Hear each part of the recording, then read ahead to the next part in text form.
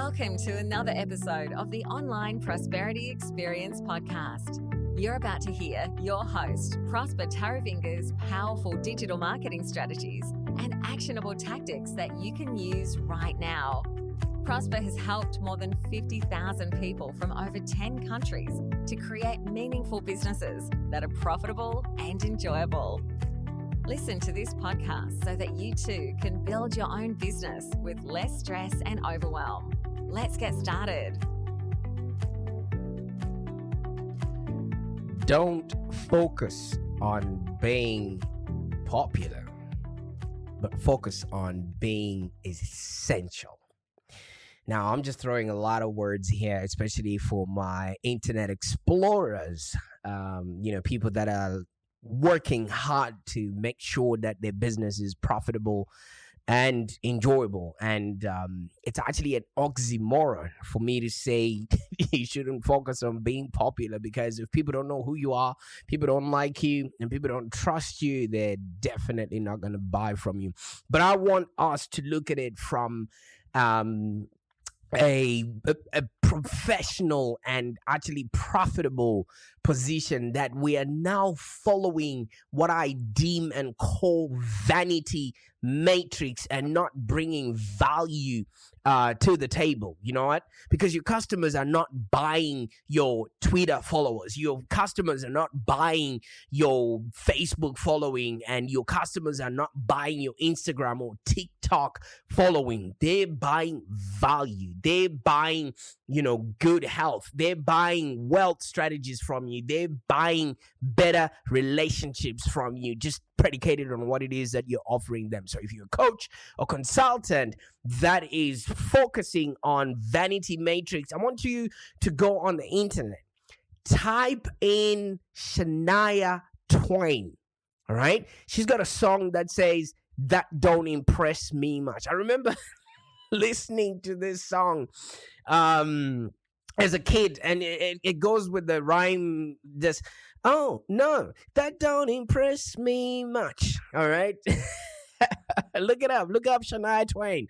And the song "That Don't Impress Me Much." She's talking about everything that people come to the table with that actually don't impress her as a woman or as a girl.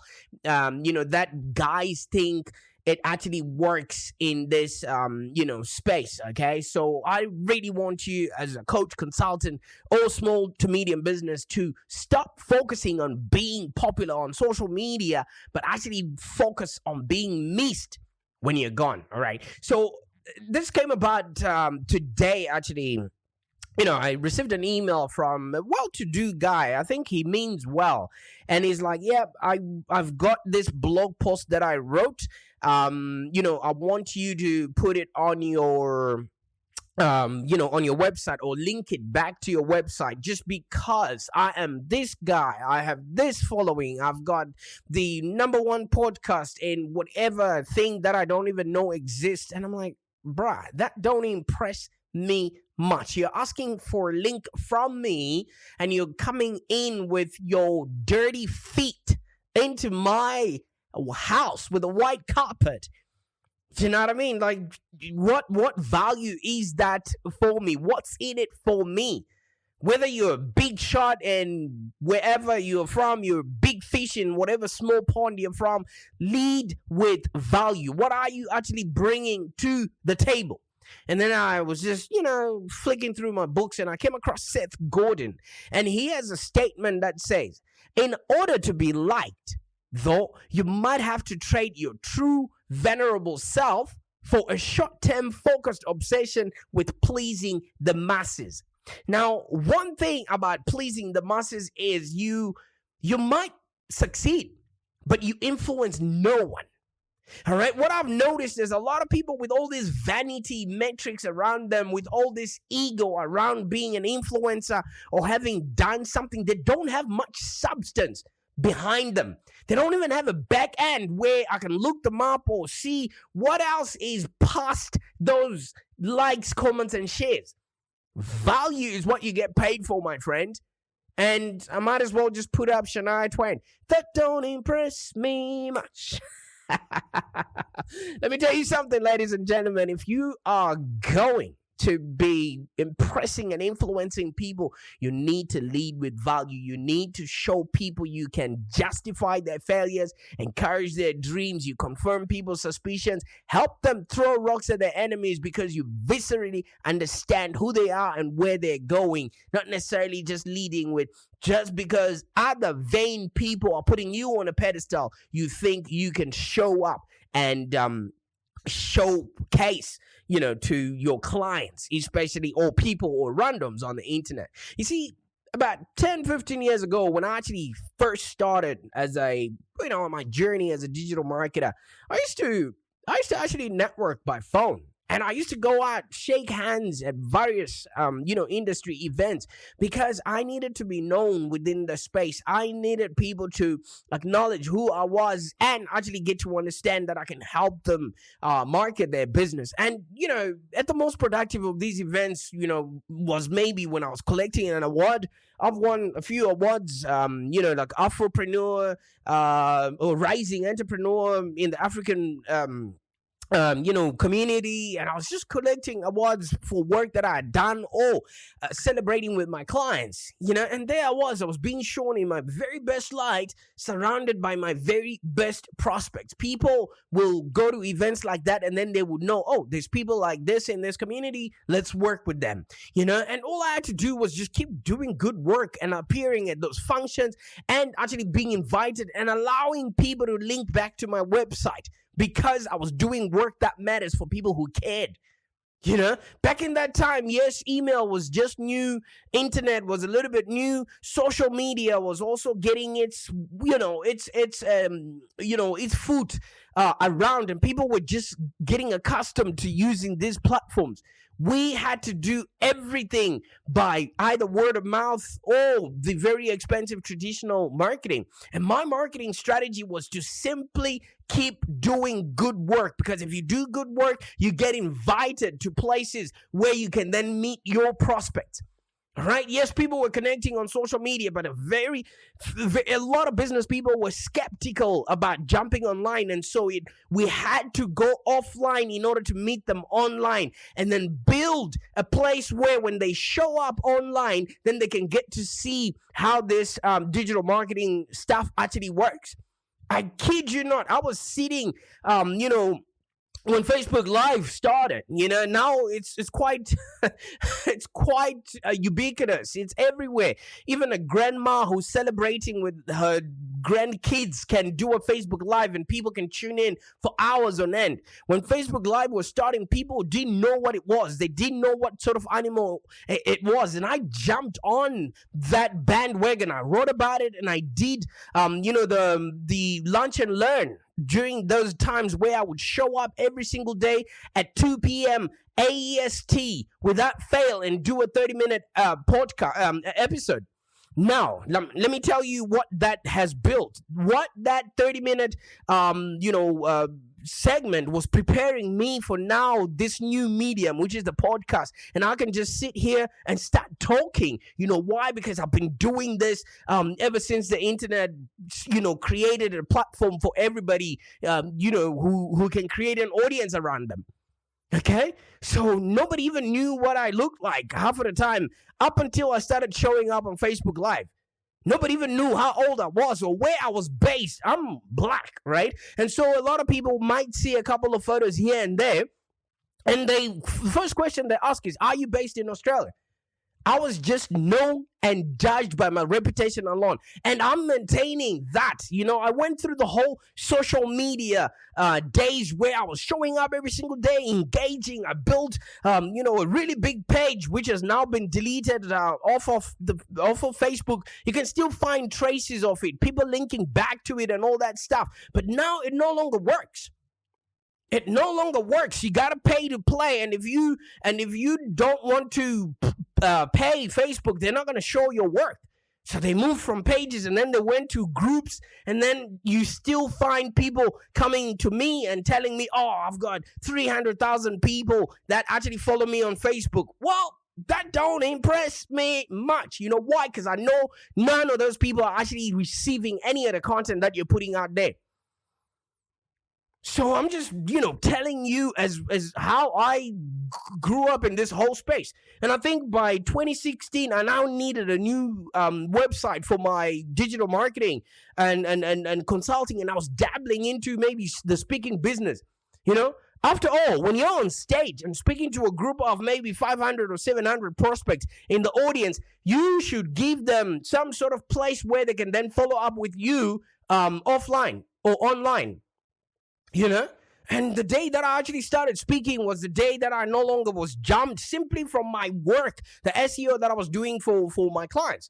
And from that moment, other factors came into the mix, like, what kind of a speaker was I? What did I look like? Whether I was amusing, whether I was likable, how did I dress? All of those things.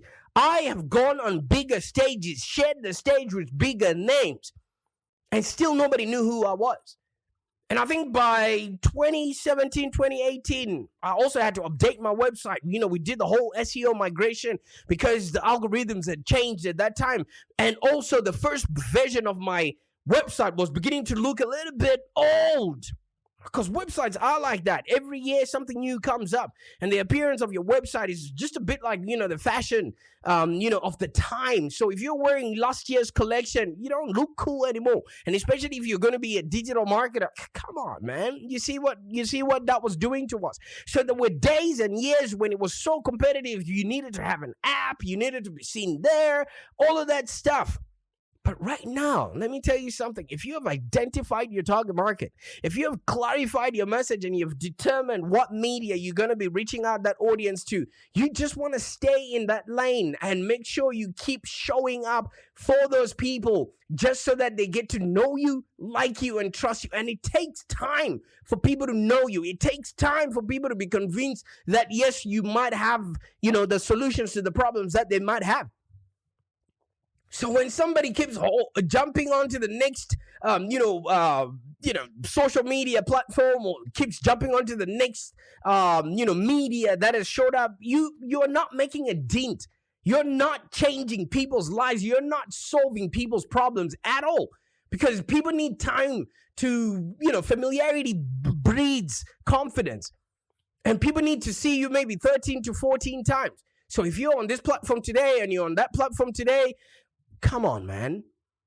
So at the end of the day, you just got to make sure that you are really reaching out to these people and they're understanding who you are and what it is that you're selling. And half of the time, you don't necessarily need to be popular. You just need to be known by the relevant people. That will then convert into customers. So like I said, at the end of the day, we need to keep up with all of these trends, but who are we doing it for? Like I said, in 2017, I changed a little bit about my website because it was going out of fashion. And it was probably back then that I actually first added my own photo on my About Us page. And of course, since 2018, my website has gone through some more additional upgrades. You can check it out. But in a sense, I'm horribly behind, the times and when it comes to how to market myself. But I know what is needed. I know exactly what needs to happen. I'm not leading with what, people can see. I'm leading with the results that I can get my customers. So when you're marketing yourself as a coach, a consultant, or a small to medium business, it seems to have become less of the quality of work that you do and more about how you present yourself as a person. Maybe, the casual headshot has given way to a professional studio shot where people actually have a team around them that are taking those photos, and it takes a whole full day for them to just show up on the internet. And I dare say some of those studio shots have a quick wash, rinse through Photoshop, so it doesn't look like your original you anyway. If you look around, a lot of About Us pages are becoming less, about the person's qualifications, experience, or results, and they've got more to do with who they are as an individual, and less about maybe the results that they actually get for their clients, and more about the person's love for surfing and raising puppies, which is okay. But what has that got to do with the results that you're actually showing and bringing to the table? Yes, maybe it might be contradictory because people need to know you as a person and things of that nature. I feel like it's no longer about promoting ourselves as industry professionals, but we've actually turned into promoting ourselves as industry celebrities. Where's your work, bro? I mean, with the rise of social media, it has simply accelerated us wanting us to be known. Okay, let me show up in front of people. Let me be known. Let me be known. Let me be known, and then maybe figure out what I can sell once I've created an audience. It's now less about performance, and it's more about the cult of the personality. How many people can I get to follow me? How many people can I get to like these pictures of me in a bikini? I mean, if you're under 40 and you're good looking, well, you're an entrepreneur, if you ask me. You think I'm kidding? I'm not. A while ago, I had a conversation with a publicist when I was, talking about writing a book, and she actually specializes in getting book authors on TV shows. So we're just having a chat, and I'm like, so what does it look like these days? What does somebody need to bring to the table? And I actually asked her whether just being a good-looking person was more likely to get somebody invited to talk about his book or her book. And she actually said, absolutely, that is about 90% of it. Aesthetics. It's a scary thought. Never mind the quality of the book. Let's see if the author is a cute person. Can it be that this is how we're now going to have to promote ourselves as coaches, consultants, and small to medium businesses? I mean, what's next? A little Botox before taking maybe that 5,000 casual photo shoot to stamp all over your homepage. I'll tell you something, count me out. I want to provide a service to my clients. I want them to, get the best results that they can possibly get in their marketing, all right? I want my clients to take advantage of these challenging times that we're going through. When I work with people, I want to make sure that we will work on, developing a strategic plan, and then we actually deep dive into the work through finding their ideal client clarity, having a strategic message, and crafting consulting offers and fees and pricing, and really optimizing their business model, and actually then help them set up their marketing engine and lead generation system so they can consistently attract ideal clients so they can have a business that's profitable and enjoyable. It's got nothing to show up with how I look, how I dress, or whatever it is, even though I dress well, because I've got self-respect. I mean, if I'm lucky, maybe the tides will turn one day and clients will say, hang on, we don't need a cute coach. We don't need a cute digital marketer who enjoys surfing or meals from fancy restaurants. We just want a grumpy old professional who can deliver results. I'm hoping that will be, something that you will be a part of. Your clients actually wanting to work with you, predicated on the fact that you absolutely can give them results for them. Like I said, in order for you to be liked, like what Seth Godin says, you might have to trade your true vulnerable self for a short-term focused obsession with pleasing the masses. But if you try to go and please the masses, you please nobody at all. Most people are more concerned with being popular than being their true selves. And it's understandable. I think it was Katerina, the lady from Flickr, the image company. She put it out and says, what is more thrilling than an entire hall of, people saying yes to your offers, or what is more overwhelming than an applause of people saying, we like you? Attention by other people is the most irresistible of all drugs. And I'll tell you something, our lives, we now just basically, playing the simple game of one major goal. Get as many people, to like you as possible. But guess what? These people are looking for, to fulfill their dreams. These people are looking for somebody to help them with their health, with their wealth, with their relationships. It's got nothing to do with you as a person. And the problem is when you focus on being popular instead of being yourself, the result is usually the same. And happiness. And it sounds weird, but true. Let me explain that one a little bit. Because being popular is fun. It's exhilarating to feel that, no matter what happens, people like you. They'll stand by you. They'll praise you. They'll give you their attention, and place you on a pedestal and maybe get other, their relatives and their friends to see you, all of that stuff. For most people, this attention is an irresistible drug. But do these people actually know who you are? Do these people actually know what you're going through every single day in order for you to show up for them? And again, you know what? Seth Godin is a god when it comes to this, because he talks about popularity and how it only gets you so far. Eventually, you're going to have to start pulling your own weight, creating rules instead of you following them. And not a lot of people can do that. This is where most people freeze. When we have followed you, okay, now what? You have invited us to the party. Now what? You have invited us to this grandiose thing that you have built. Now what? Can you imagine inviting people to your home and you don't even have food, drinks, or music for them to listen to? They're going to walk away, aren't they? So if you waste your time trying to be popular without you being relevant, my friend, you're missing out on the big picture here. And like I said, that's where a lot of people freeze. They've spent so much time focusing on pleasing other people, they have no idea who their true selves are. And they're doing things because they just gotta do it because people like us do things like this. Who are you when nobody's looking?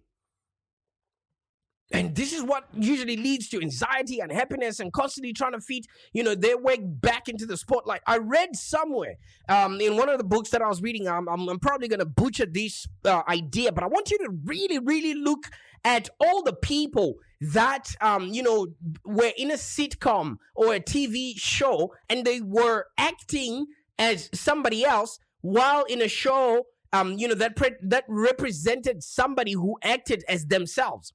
A show that comes to mind is maybe Seinfeld, Fresh Prince of Bel-Air. Those people were acting themselves, all right? And everybody else around them, if you look at where they are right now, guess what? They probably went into drugs, alcohol, or just couldn't, become or live up to the expectation of the character that they were playing in that sitcom.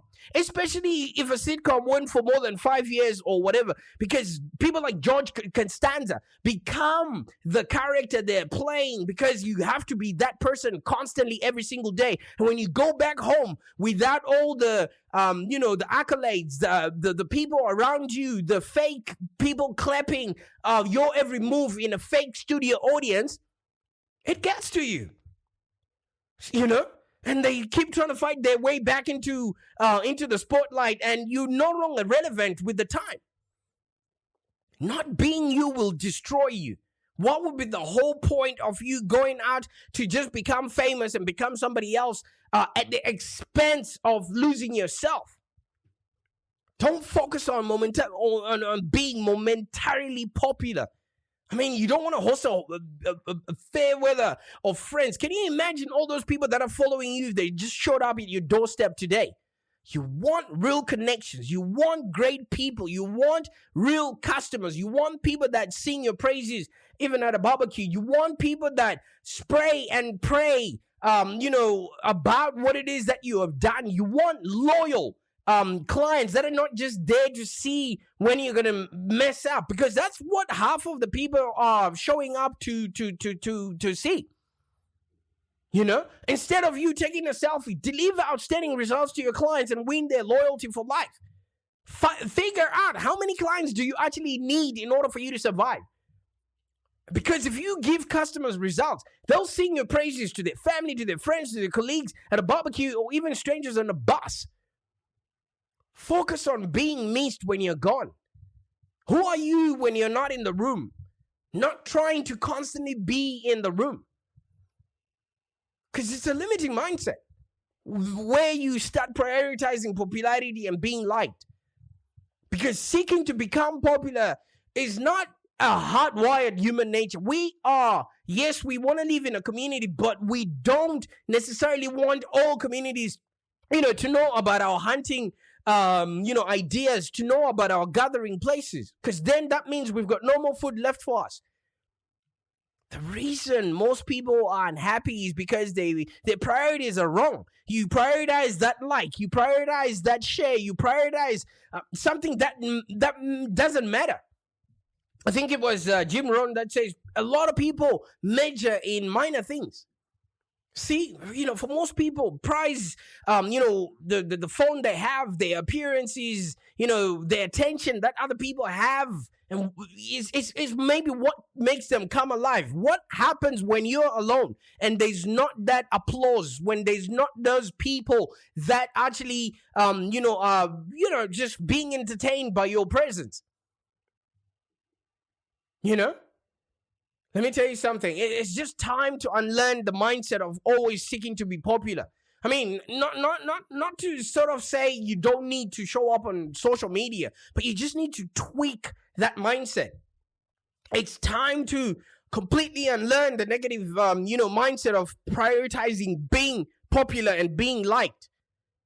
Let me tell you something. If you're willing to look stupid long enough, you eventually become a millionaire.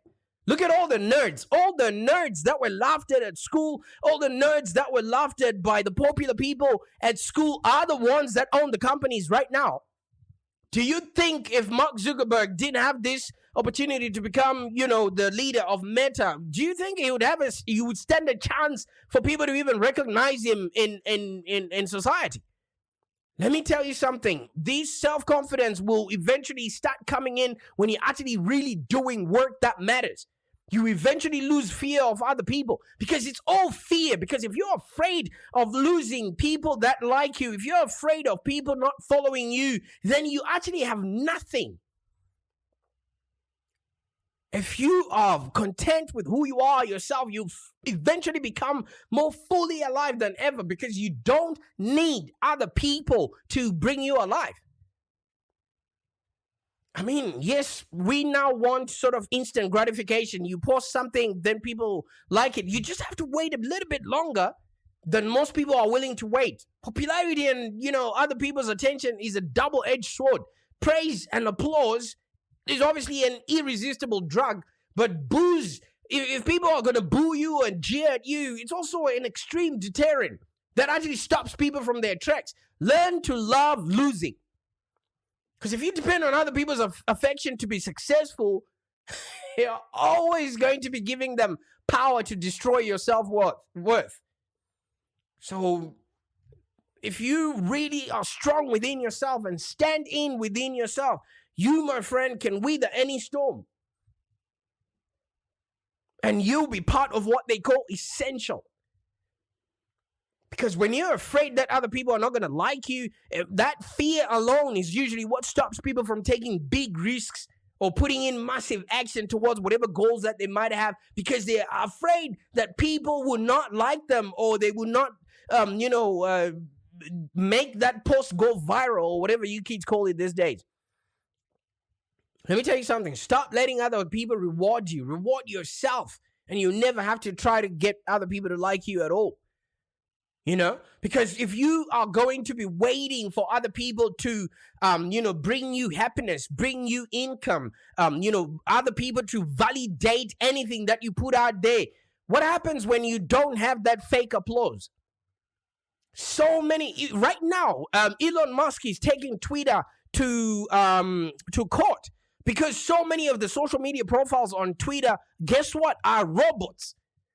So how vain do you really need to be when you are craving the attention of non-existent likes, tweets, comments, or whatever it is? Go out and build a business. Instead of going out to get a like, create diverse recurring revenue streams so you can skyrocket your own profitability and ensure that your business remains 100% bulletproof, whether you show up on social media or not.